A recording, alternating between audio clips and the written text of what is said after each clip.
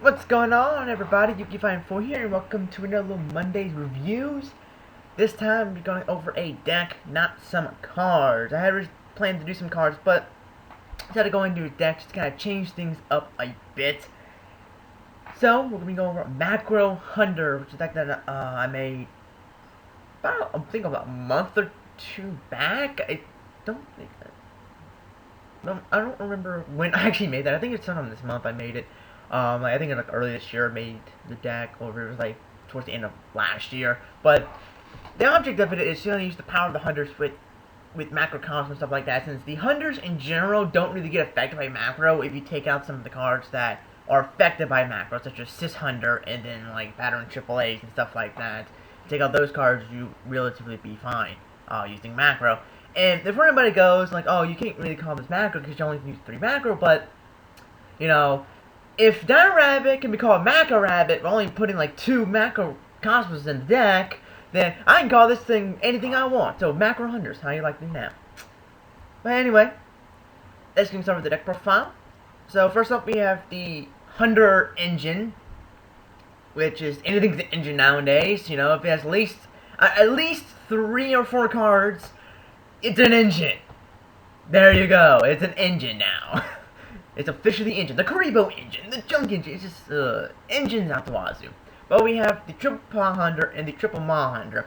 Pretty much a ways to kind of start the shenanigans to start, pretty much it's how your shenanigans start. Each of them have the effect of once per turn you can normal summon 1 level 4 light thunder monster from your hand, except for themselves, so you can't summon Ma and Ma and Pa and Pa, but you can summon Pa and Ma and Ma and Pa. Try to summon that 5 times fast. I'm pretty sure you'll be tongue twisted to your 80. Anyway, we have the Double Thunder Seahorse, which is pretty much unaffected by Macrocosmos since he just has to be discarded. He doesn't have to go to the graveyard. He's pretty much deck things allows him to get some of my key cards such as my Paw Hunter and my Maw Hunter, as well as some other cards that are in my deck. Only reason I'm running 2 is because of the fact that I don't have as many targets as a regular Hunter deck has. A regular Hunter deck will usually run the Sis Hunters as well as Batteryman Triple A's and maybe some other stuff. So you really want to run 3 Thunder Seahorse for that.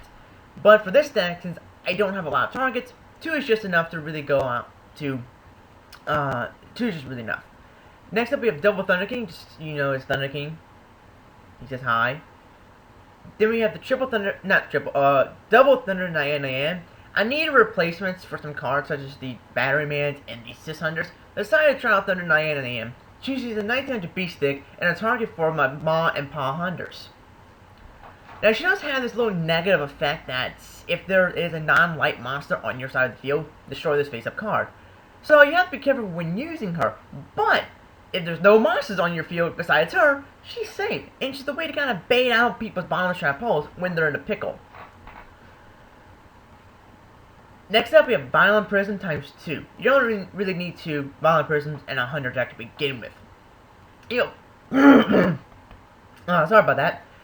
Kind of swallowed some air or something, went down the wrong tube. Ugh, I hate when that happens. But Violent Prism is here for my synchroning engines. Now, Prism does get hurt by Macrocosmos, the fact that I won't get the effect, but that doesn't matter. It's a level 4 Light Thunder Tuner that I can go for easy synchro shenanigans. That's the reason he's here, and if I can get him off, I can get him off. That's awesome.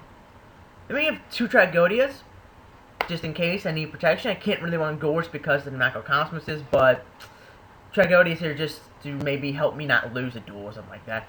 And then finally we have Summoner Monk. Summoner Monk is here because he's a good card. He opens up a lot of plays in the Hunter decks. The fact that Summoner Monk is a very versatile card, he's unaffected by Macrocosmos, which really makes him an awesome card. Because he just has to discard the card. He doesn't have to go to the graveyard. You just discard the spell card, and you're on your way to Shenanigansville. That's one reason why I'm running Summoner Monk. Because he's unaffected by these things. Next up we have Double Duality, just to add consistency to the deck to help things over, of course. We have some basic staples here.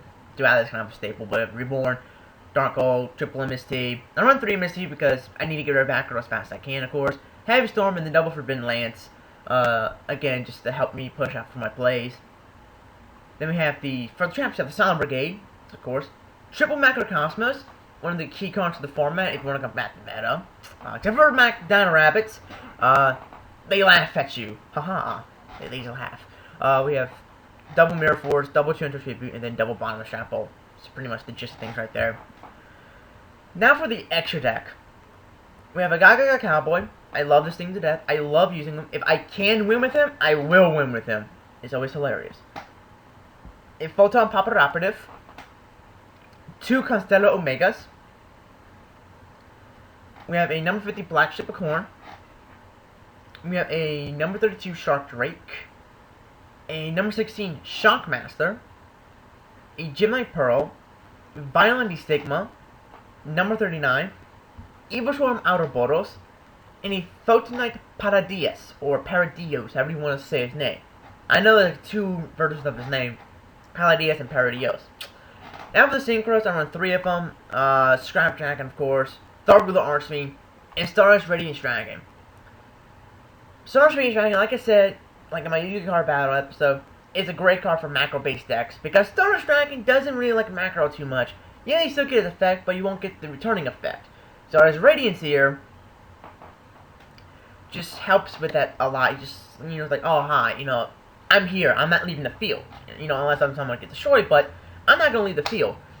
I'm pretty much here forever, which is really, really nice for any macro-based deck. So anyway, this was Macro Hunter. It's a relatively cheap deck. The only most expensive thing that will be in this deck is pretty much going to be your Thunder Seahorses, which are about 20 bucks a piece for the main deck. And for extra, some of these things are OCG because this is not out yet. This is coming out soon, and the Duelist Pack 10, and I don't think Omega's out yet. But not all of these cards are out yet. But you can easily just rearrange the extra deck because that's pretty much what you can use extra deck wise. But for the main deck, it's a relatively cheap deck. Like I said, you'll be blowing about $40, maybe $60 on Seahorses, depending if you want 3 Seahorses or 2. But other than that, it is a very cheap deck, and definitely recommend playing it. It's it's a lot of fun to play. So anyway, give me thoughts on the deck in the comment section below, as well as any suggestions for the deck to kind of help make it better, to help improve it, if you have any ideas for it. Anyway, so yeah, comment, rate, subscribe, and bye.